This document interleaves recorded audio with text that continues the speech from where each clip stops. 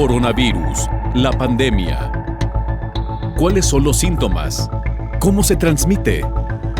¿Qué puedo hacer para protegerme y prevenir la propagación de la enfermedad? Nuevo padecimiento que ha encendido las alarmas de los sistemas de salud. Coronavirus, la pandemia. ¿Cómo le va? Bienvenido a este programa especial de Coronavirus, la pandemia. Le recordamos que este programa es una producción de la Universidad de Guadalajara que se transmite desde el foro de Canal 44, la señal de todos, y que llega a México y América Latina gracias a la señal de las televisoras públicas que se suman a esta emisión. Saludamos con gusto también a nuestra audiencia en Radio Universidad de Guadalajara y les invitamos para que se queden con nosotros a lo largo de la siguiente hora. Hoy recordaremos por qué el año 2021 fue declarado como el Año Internacional de los Trabajadores del Sector Salud. También hablaremos del personal de enfermería y su situación actual, cómo están sufriendo en medio de esta angustia psicológica por las cargas tan fuertes de trabajo que han tenido que enfrentar durante esta pandemia. La Organización de las Naciones Unidas dice que la manera de honrar a estos 2 millones de personas que han perdido la vida por COVID-19 es que la humanidad actúe con solidaridad y sensatez. La farmacéutica Pfizer anuncia una reducción en la producción de la vacuna contra COVID-19. Esto será de manera temporal. Hoy estaremos hablando precisamente de Pfizer, que también tendrá que reducir sus entregas a algunos países para atender el llamado de la Organización Mundial de la Salud en el sentido de destinar algunos de estos lotes a los países que no tienen recursos para comprar el biológico. México rebasa ya las 300,000 dosis aplicadas contra COVID-19 y hoy nuestros reportes vendrán desde India y Argentina. De esta manera estamos iniciando con la nota que da contexto, que da marco a nuestro programa. Es nuestra compañera Elizabeth Ortiz quien nos la presenta. En 2020 fueron los protagonistas de la pandemia, los de la primera línea, los héroes de la época moderna, de un mundo que no se quería dar cuenta que estaba herido y no estaba listo para enfrentar un virus que no solo afecta a la salud de las personas. Pero la némesis de estos héroes es el negacionismo, la irresponsabilidad, la falta de empatía, los movimientos anticiencia. La ignorancia ha costado caro. Atienden a personas hostiles, familias que los agreden porque sucede que a veces los pacientes no acuden por miedo a recibir la atención y al llegar con niveles tan bajos de oxígeno ya no los pueden salvar. Encima los parientes los insultan o hasta los culpan por las muertes. Pero a diferencia del arranque de 2020, cuando el virus se develaba de a poco, ahora tienen la esperanza de ser los primeros en la vacuna. Aunque son el grupo prioritario, también ha habido casos en los que directivos que no son del área COVID recibieron la vacuna, como sucedió en México. Con la inmunización de los médicos considerados como grupo de riesgo, ya podrán volver con sus compañeros a reforzar la lucha. Uno de los mensajes más frecuentemente difundidos fue el de los profesionales de la salud, llamando a la gente a no exponerse de más en las fiestas de fin de año. Pero aún así las curvas epidemiológicas se dispararon en distintos países al punto de lo que todos temían: la saturación de hospitales. Por lo que tanto lucharon el año pasado, ahora se está volviendo parte de la pesadilla de 2021. La tercera ola de contagios es un hecho, solo que a diferencia del año anterior, cuando los confinamientos, la distancia social, los cubrebocas eran una novedad, ahora ellos están cansados, han perdido compañeros, familiares o incluso algunos de ellos murieron. Perdimos especialistas, mentes brillantes, héroes que son tan humanos como nosotros. En este, su año internacional, tal vez el mejor homenaje no es el aplauso ni la placa, sino realmente hacer todo lo posible por no ir a conocerlos en la peor de las circunstancias, informó Elizabeth Ortiz. Conozcamos ahora las cifras más actuales en materia de COVID-19. Vienen desde la sede de la Organización Mundial de la Salud en Ginebra, Suiza, y es nuestra compañera Cristina Gallego, corresponsal de la agencia EFE, quien nos presenta el siguiente informe. Cristina, te saludamos. Adelante con la información. Buenos días, Belén, y buenos días a todo el auditorio de Canal 44.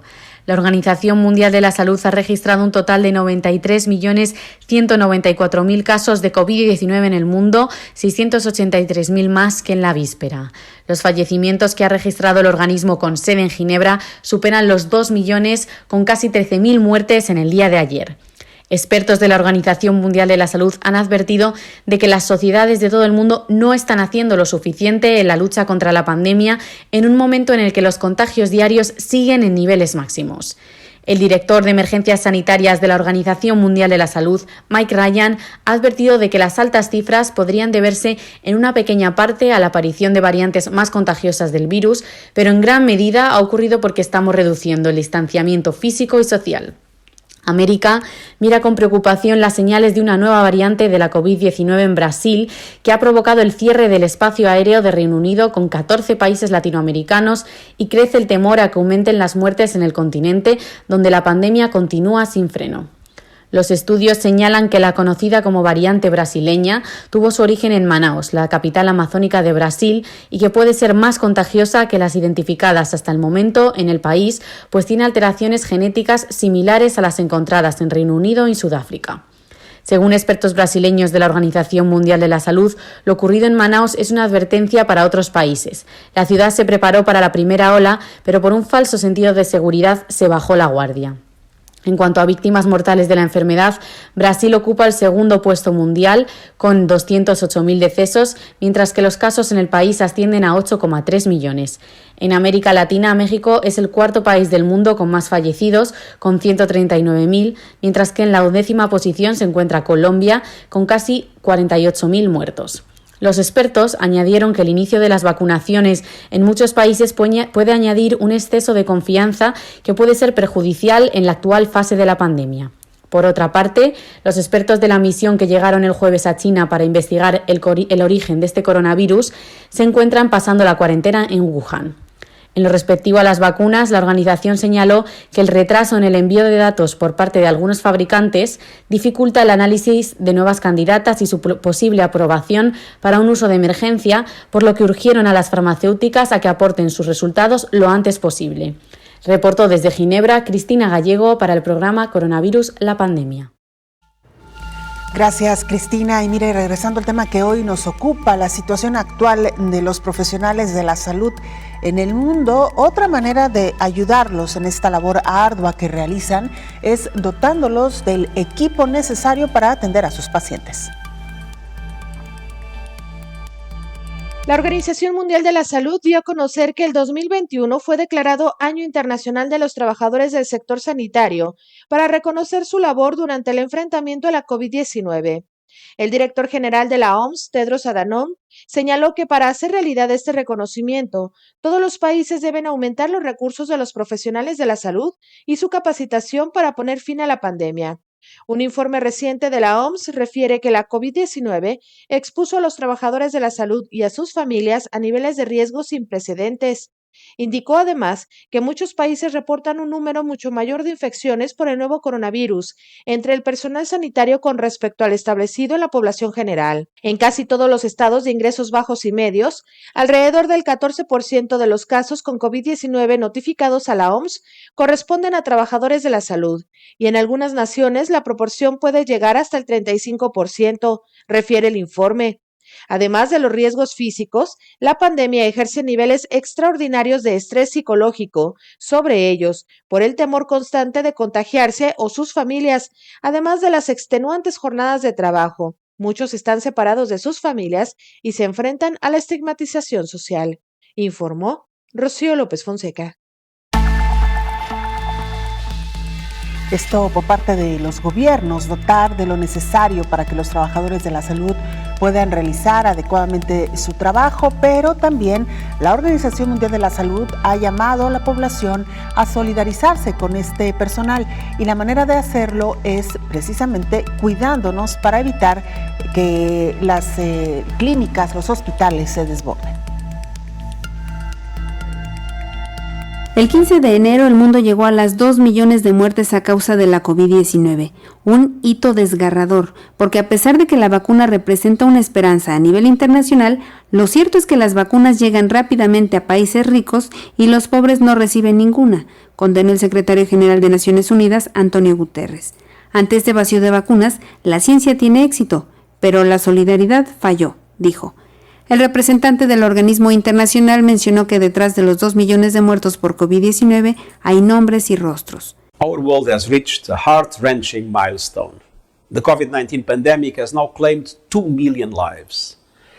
Behind this staggering number are names and faces. The smile, now only a memory. The seat forever empty at the dinner table. The room that echoes with the silence of a loved one. Sadly, the deadly impact of the pandemic has been made worse by the absence of a global coordinated effort. In the memory of those 2 million souls, the world must act with far greater solidarity. Now is the time. Los gobiernos tienen la responsabilidad de proteger a sus poblaciones, pero la fiebre nacionalista de vacunación es contraproducente y eso va a retrasar la recuperación global. El COVID no se puede vencer en un país a la vez, advirtió Guterres. Informó Elizabeth Ortiz.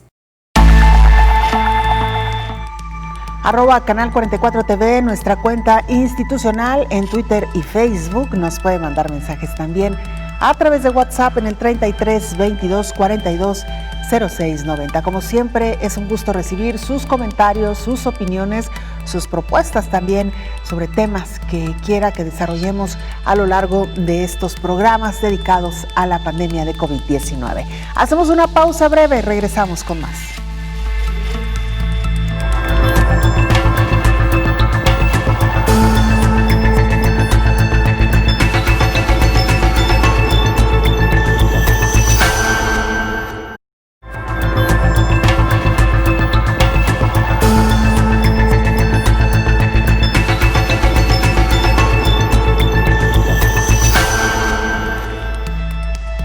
Vamos a Argentina. Nuestra compañera Claudia Durán, periodista de Señal U de Mendoza, nos presenta el reporte de lo que está sucediendo actualmente en este país desde el Cono Sur. Claudia, te escuchamos. Adelante con la información.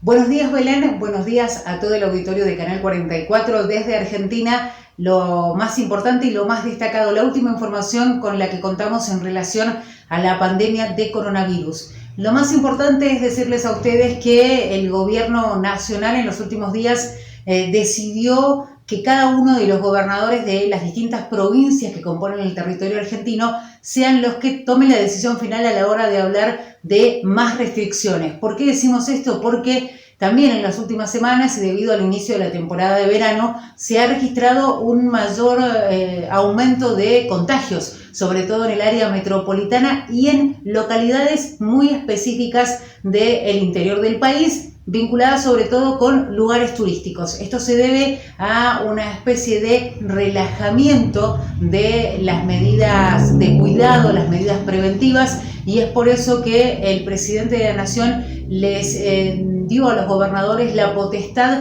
de decidir qué medidas van a tomar a la hora de la restricción. Lo que sí quedó claro es que en caso de ser necesario, y si hay un aumento mucho más importante de contagios ya a nivel nacional, el gobierno nacional también estará tomando medidas más restrictivas. Un dato para tener en cuenta: en los últimos días hemos superado los 10.000 contagios diarios, están entre 10.000 y 14.000, una cifra realmente muy importante, teniendo en cuenta que ha habido un aumento significativo, lo que preocupa a las autoridades argentinas. En cuanto a otros temas destacados, por ejemplo, tener en cuenta que en un mes más o menos estarán iniciando las clases, el ciclo lectivo de este 2021, y ya se está trabajando en cómo va a ser la modalidad para este año. El ministro de Educación de la Nación dijo que la prioridad va a ser la presencialidad, es decir, la vuelta a las aulas.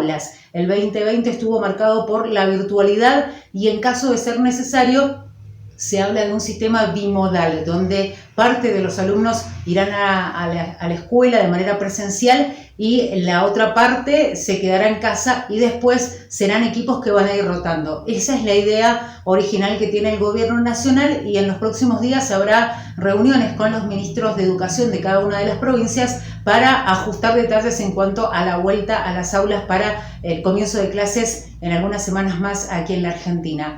Otro de los datos importantes está vinculado con la vacunación. Durante estos días van a llegar la segunda dosis de la vacuna Sputnik, la vacuna rusa, a nuestro país. Tengamos en cuenta que 300.000 vacunas son las que ya empezaron a colocarse en esta primera tanda, y lo cierto es que ya hay acuerdos con AstraZeneca, se está cerrando con Pfizer y también con otros laboratorios para finalmente lograr el objetivo principal que tiene el gobierno, que es un plan de vacunación bastante ambicioso para todo el 2021, pero con los objetivos más fuertes, es decir, con una gran cantidad de personas vacunadas al mes de marzo. Es lo que pretende de alguna manera hacer el presidente de la Nación, con las prioridades de que las dosis, las primeras que lleguen, estén destinadas a los trabajadores de la salud, a los trabajadores de la seguridad, a los docentes y por supuesto también a los grupos de riesgo. Y con respecto a la economía, bueno, obviamente el objetivo de este 2021 es la recuperación económica, aunque también hay que decir que frente a la posibilidad de una segunda ola, desde el gobierno nacional aseguran que si es necesario volverán a implementar la asistencia que ya habían implementado durante los meses más duros de la pandemia y que terminaron con esa asistencia en el mes de diciembre. Solamente en casos excepcionales se está dando asistencia a empresas y lo cierto es que evalúan volver a aplicar también la asistencia a sectores vulnerables durante las próximas semanas o los próximos meses en caso de que la pandemia se ponga nuevamente muy dura aquí en el territorio argentino. Reportó para el Canal 44 desde Argentina Claudia Durán de Señal U para este especial de coronavirus, la pandemia. Muchas gracias, Claudia, por esta información. Por supuesto, un saludo a nuestra audiencia en Argentina que nos sigue a través de la televisión pública. Saludamos con mucho gusto, con el gusto de siempre, al doctor Héctor Raúl Pérez Gómez, infectólogo. Doctor, bienvenido. Muchas gracias, Belén. Bienvenida. Gracias. Igualmente, doctor. Hoy, dedicando este programa a los trabajadores de la salud, recordando, doctor, que se ha declarado este año, el 2021, Año Internacional de los Trabajadores de la Salud, en honor y en reconocimiento al arduo trabajo que han realizado a lo largo de estos meses que parecen para ellos quizá años, y para usted también que forma parte de esta comunidad. ¿Cuál sería la primera reflexión, doctor, en torno a esta situación? Pues que ha sido definitivamente muy cansado para los trabajadores de la salud. Ha sido cansado física y mentalmente, psicológicamente. Ha sido un año en el que los trabajadores de la salud han dado, en mi opinión, lo mejor de sí y han procurado estar a la altura de las circunstancias, pero en muchos momentos y en muchos lugares han sido rebasados por la cantidad de pacientes con COVID, por la gravedad de los pacientes con COVID, y han sido momentos de mucha angustia, no solo para el paciente y su familia, también el trabajador de la salud lo sufre con ellos.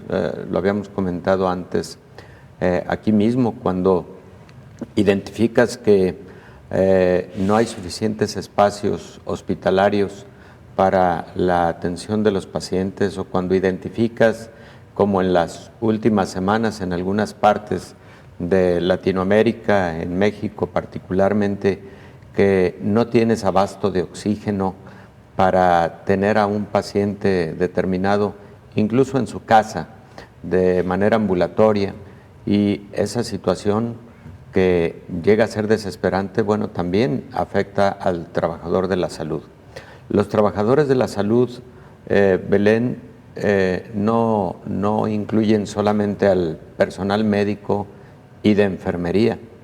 También, por supuesto, en un área COVID, por ejemplo, es extremadamente importante el trabajo que hacen nuestras y nuestros compañeros de áreas de intendencia, porque ellos deben hacer labores como sanitizar, y todo ello va significando un riesgo para todo el personal de la salud. Entonces, por una parte, el cansancio físico, el cansancio psicológico, pero también por otra parte, no deja de estar presente la preocupación por la propia salud del trabajador de la salud, valga la redundancia, el riesgo de adquirir la enfermedad, el riesgo de gravedad, como cualquier persona en el resto de la sociedad, y también el riesgo que significa un grave COVID para un fallecimiento.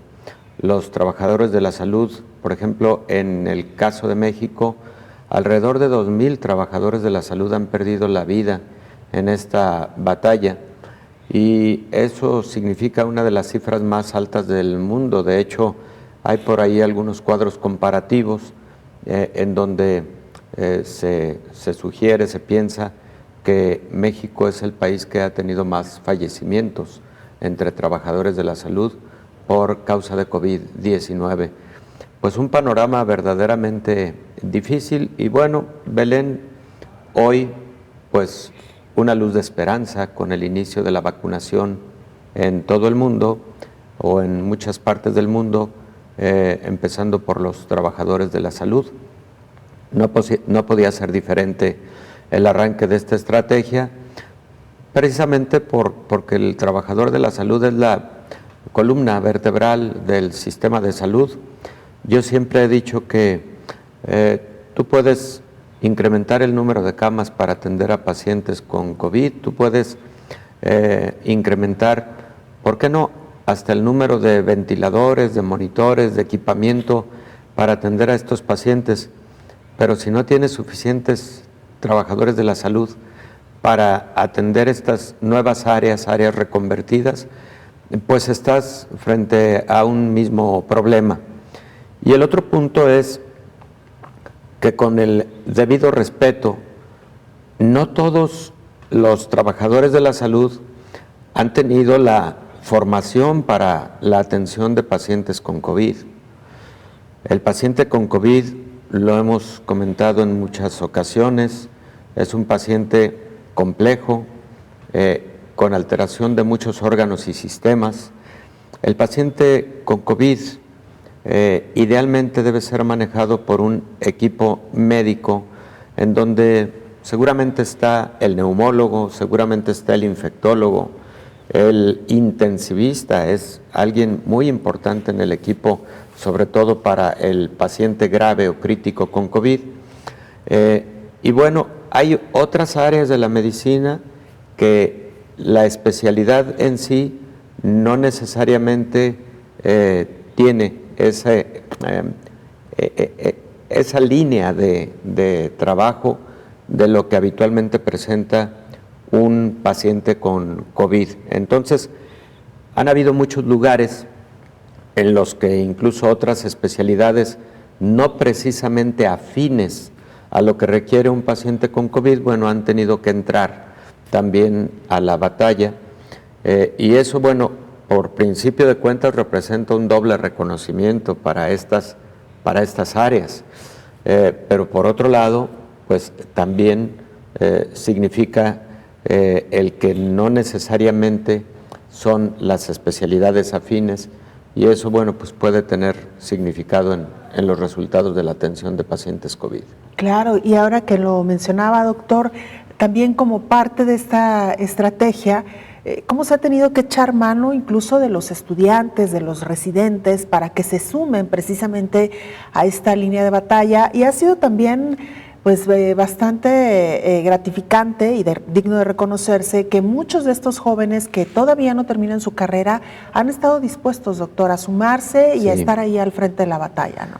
Sí, Belén, mira, por principio de cuentas muchas universidades sí tomaron la decisión en todo el mundo de, en los primeros meses de la pandemia, procurar que los jóvenes en formación, particularmente en internado y en las áreas de servicio social, no estuvieran al frente de áreas COVID o en la primera línea de atención a pacientes COVID.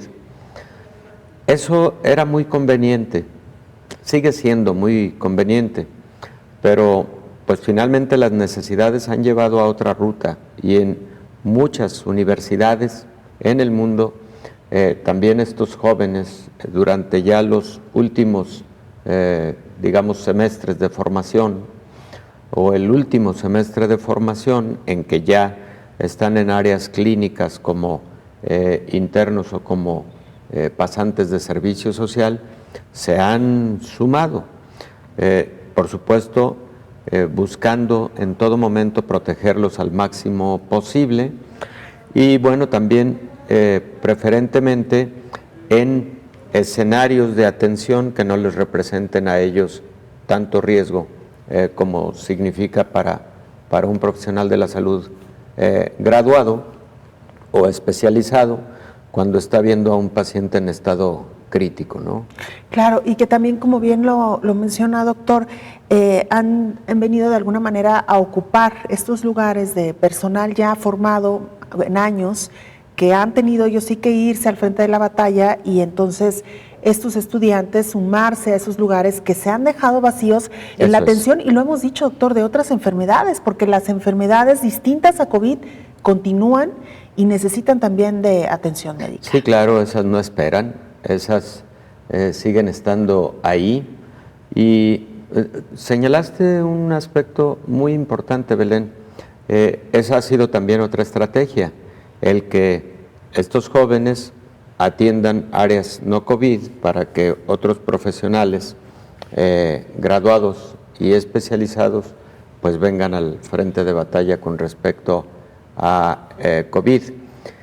Y otro punto importante, Belén, estarás de acuerdo conmigo, ha sido el hecho de que trabajadores de la salud con más de 60 años de edad o con comorbilidades como diabetes, hipertensión, todo lo que hemos aquí comentado que representa un riesgo para las personas, riesgo de enfermar, pero además de enfermar gravemente por COVID, pues ha significado el que parte de ese ejército de trabajadores de la salud no esté disponible por motivo de que son personal ya de riesgo, vulnerable y que idealmente no deben estar en áreas COVID o incluso preferentemente no deben estar en actividad hospitalaria. Eso también se ha definido en todo el mundo, en general se ha tomado esa decisión en todo el mundo, entonces hay un porcentaje del personal que está fuera de áreas hospitalarias. Doctor, vamos a hacer una pausa, claro, regresamos porque hay todavía mucho más que comentar en torno a este tema, los trabajadores de la salud, la importancia de cuidarlos también a ellos en esta pandemia de COVID-19. La pausa, volvemos.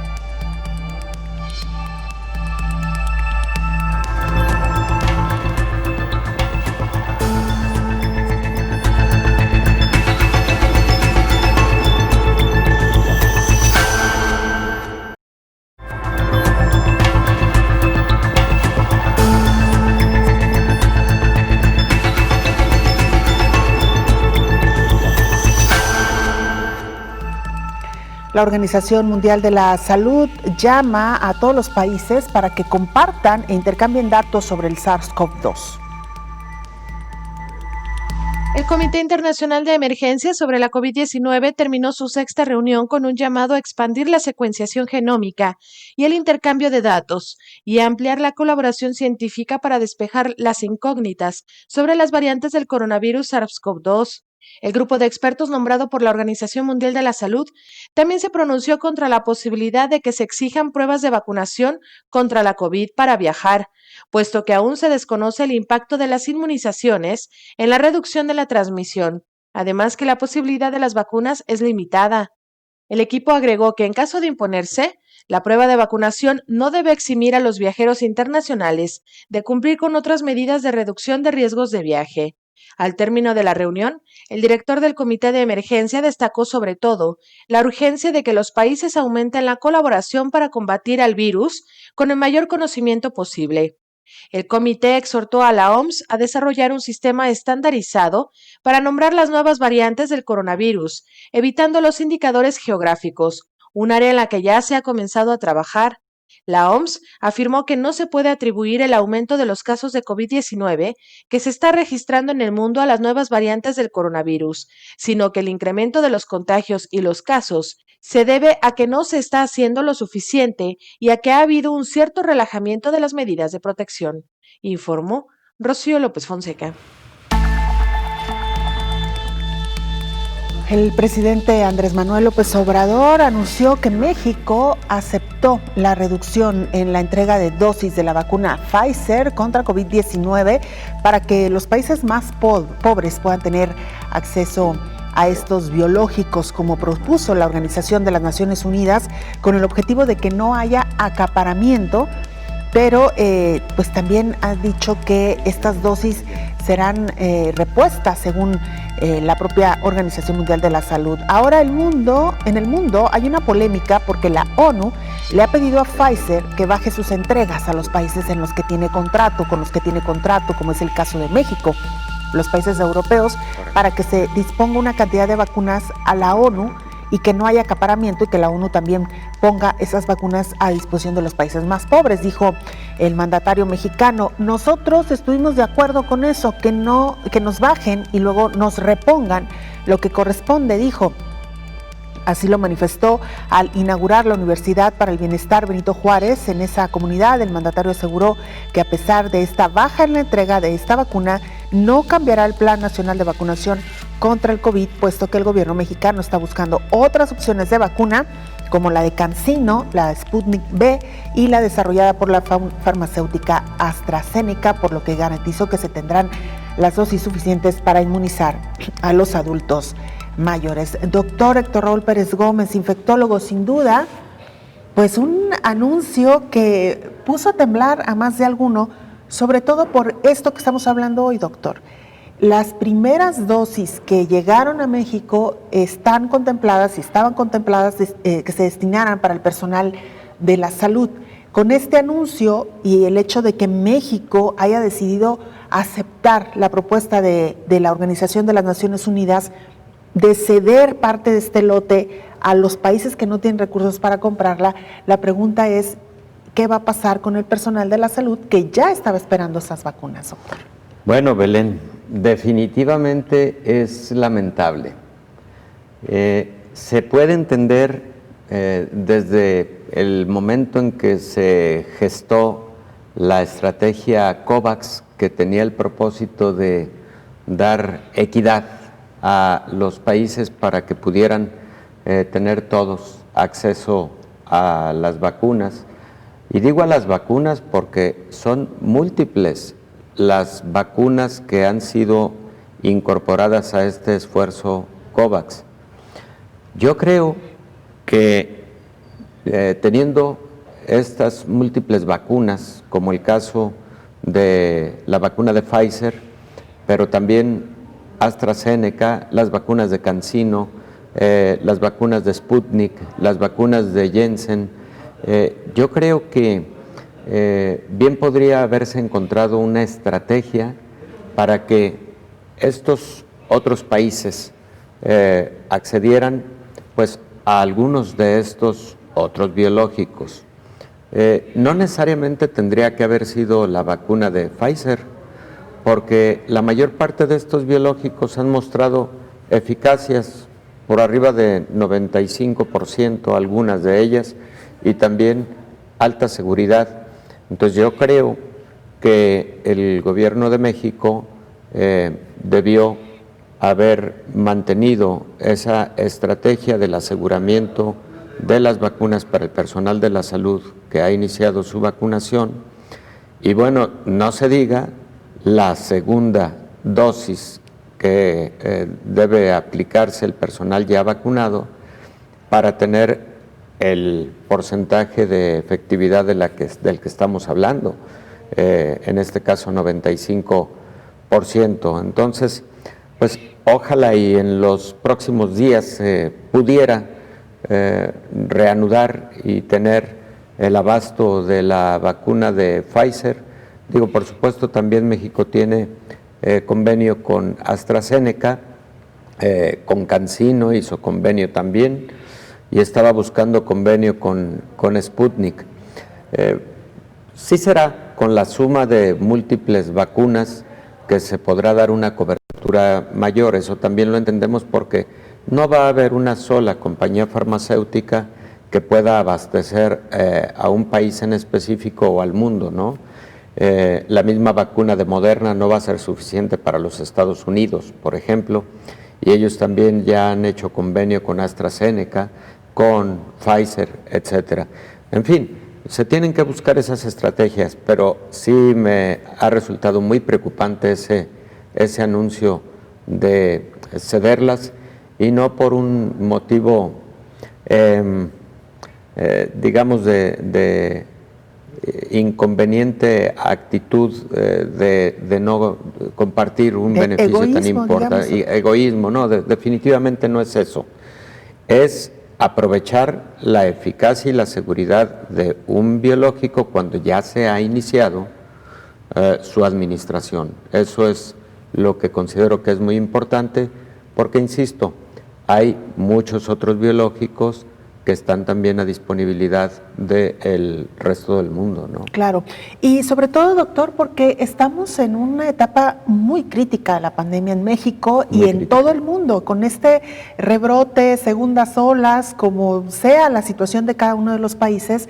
Lo cierto es que ya se han roto las cifras históricas que había en la primera etapa de la pandemia, y definitivamente quienes más lo están sufriendo es el personal de la salud.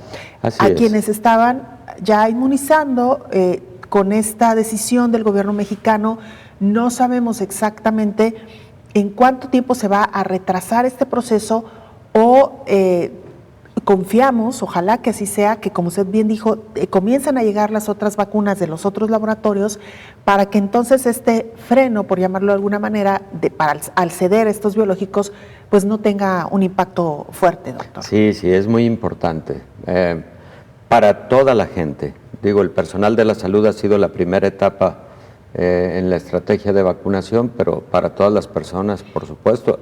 Enseguida vienen los adultos mayores, Belén, y vienen también personas de la población con factores de riesgo importantes como diabetes, hipertensión, ya lo hemos comentado, personas vulnerables.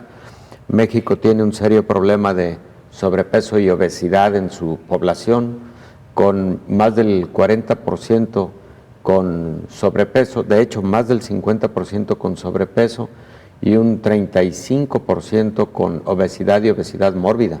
Esa situación ha puesto a los pacientes con COVID y obesidad en una condición muy grave en nuestro país. Entonces, de ahí la importancia de que no haya en ningún momento tropiezo en la dinámica, y que no se enlentezca precisamente la dinámica de vacunación en el país. De por sí se ha hablado de que difícilmente en el 2021 se va a lograr la cobertura esperada, que debe ser mayor del 80%, para poder hablar de una inmunidad masiva, colectiva. Si no logramos ese propósito, vamos a seguir estando en una situación vulnerable como país. Pues sí, así esta noticia del fin de semana, que retomamos precisamente para actualizar información, y que además pues tiene que ver con el tema precisamente que hoy nos ocupa, la protección, la seguridad del personal de la salud, doctor, y que también, como lo ha dicho la propia Organización Mundial de la Salud, ¿cómo podemos ayudar a estos trabajadores? Uno, dotando de mayor equipo para que puedan realizar su trabajo, y dos, como ciudadanos, como humanos, tratando de no infectarnos, para no tener que aumentar la carga de trabajo de estos trabajadores. Hemos visto múltiples imágenes de compañeros profesionales de la salud apareciendo en redes sociales, en medios de comunicación, pidiéndole encarecidamente a la sociedad que se cuiden, que sigan las medidas de prevención, porque precisamente el cansancio que tiene el personal de la salud en momentos no da para más, y esa petición, bueno, pues yo la suscribo de igual manera.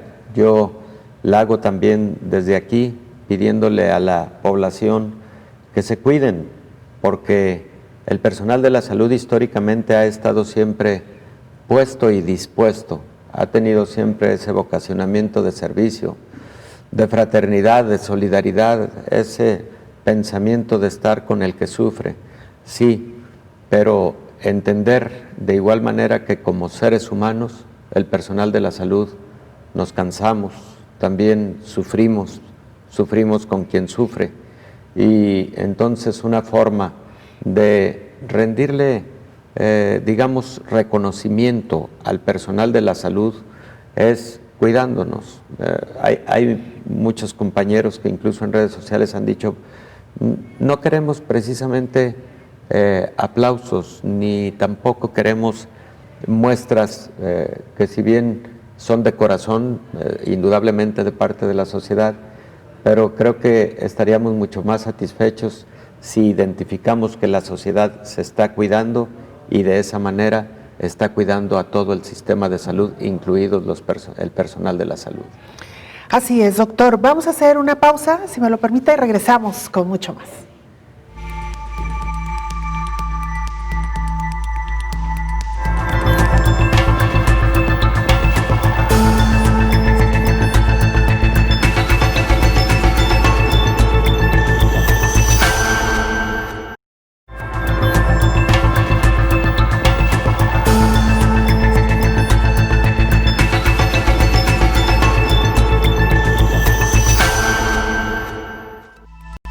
Estamos de regreso, doctor Héctor Raúl Pérez Gómez, infectólogo. Pues ya prácticamente una conclusión, doctor, del tema que hoy hemos abordado en este programa y que tiene que ver con el personal de la salud, a propósito de que 2021 ha sido declarado el Año Internacional de los Trabajadores de la Salud, doctor.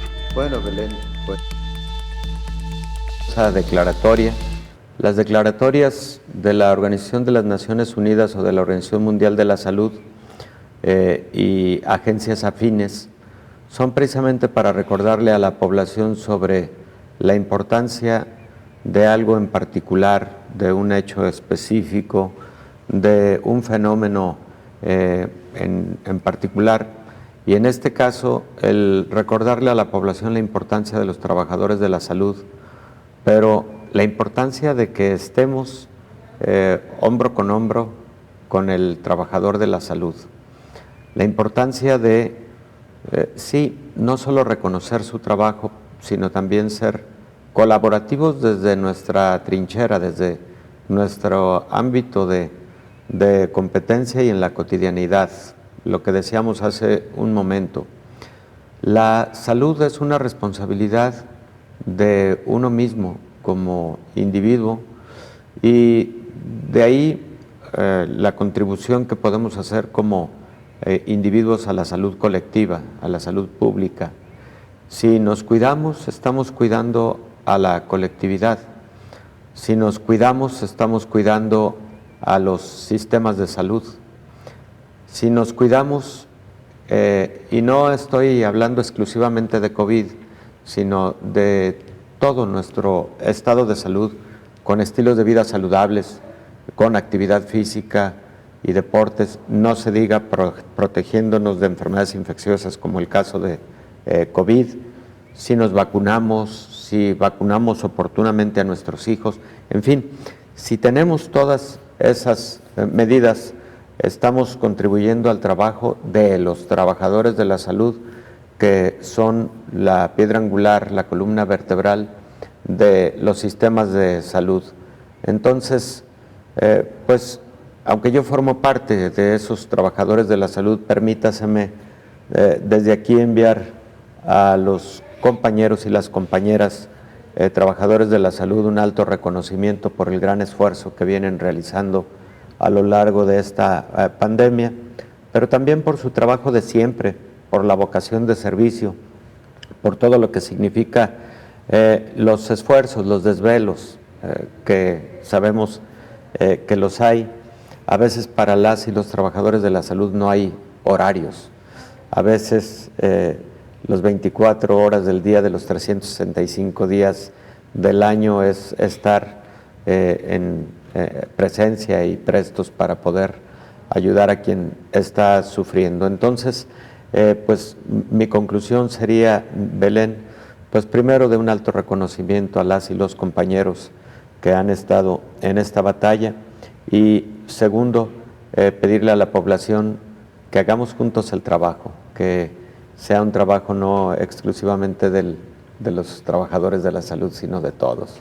Con esta reflexión y este llamado nos quedamos, doctor. Como siempre, muchas gracias. Gracias por acompañarnos. Querida Belén, muchas gracias. Y el reconocimiento también, por supuesto, para usted, para su arduo trabajo. Gracias, doctor. Muchas gracias, Belén. El infectólogo Héctor Raúl Pérez Gómez. Nosotros continuamos y mire, personal de enfermería está sufriendo precisamente la mayor angustia psicológica por las fuertes cargas de trabajo durante esta pandemia.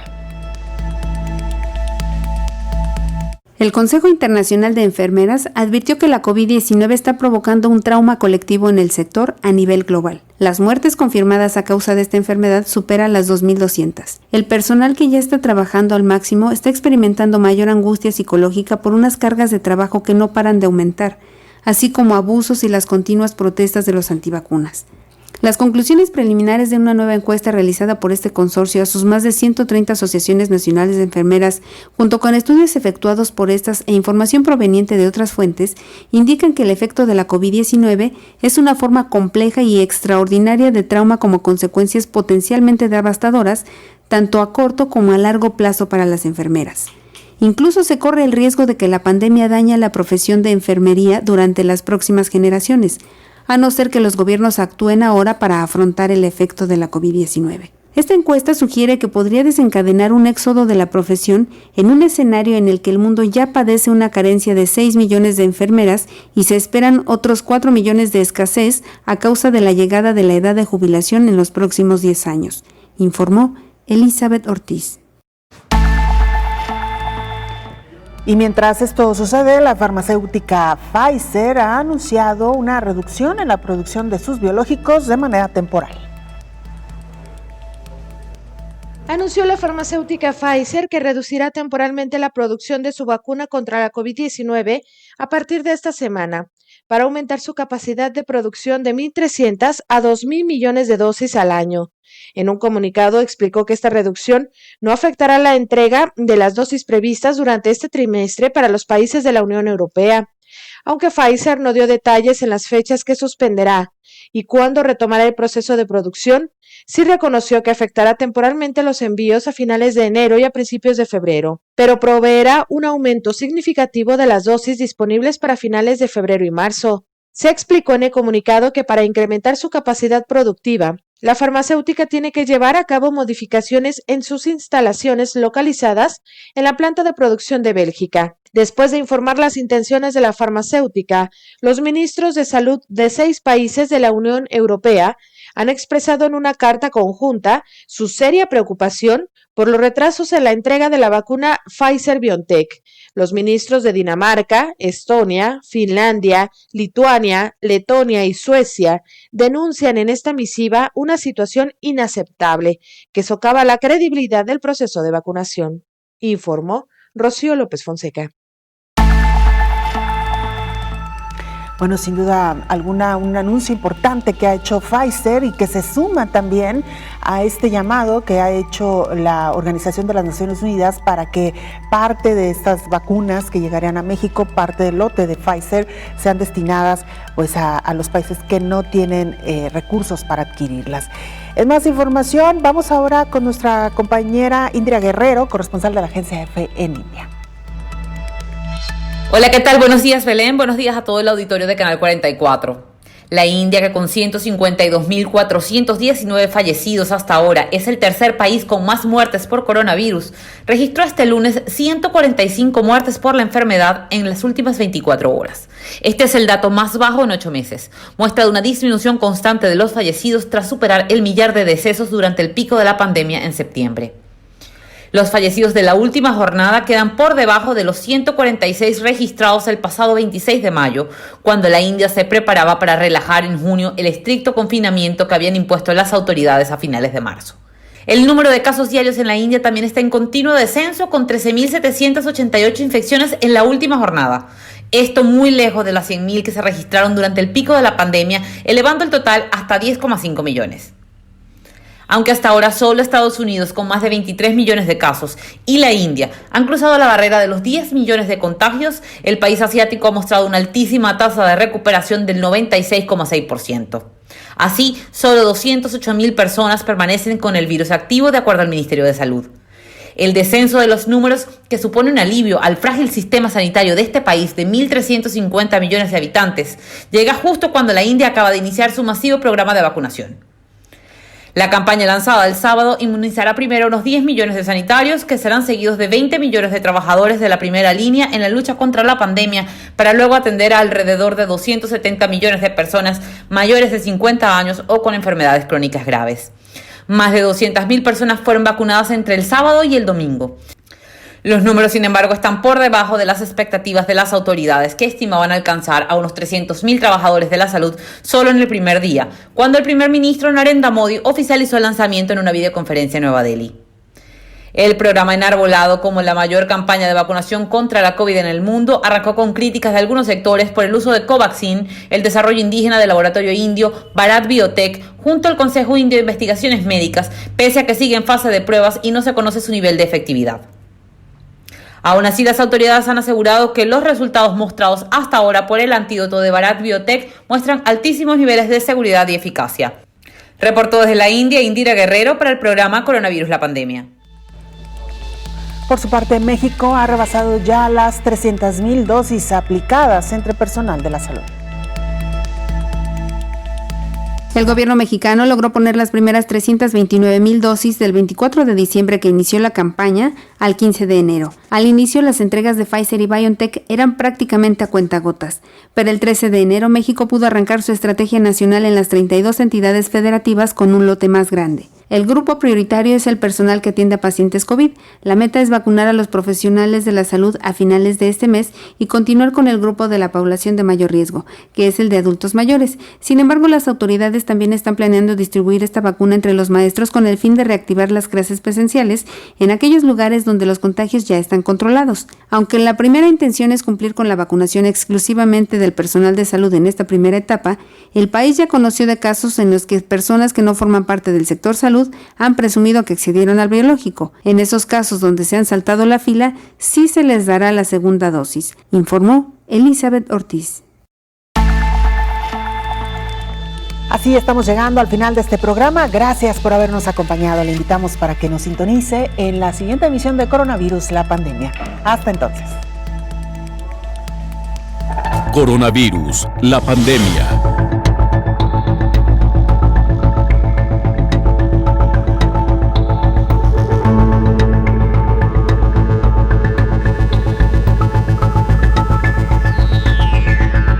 Coronavirus la Pandemia.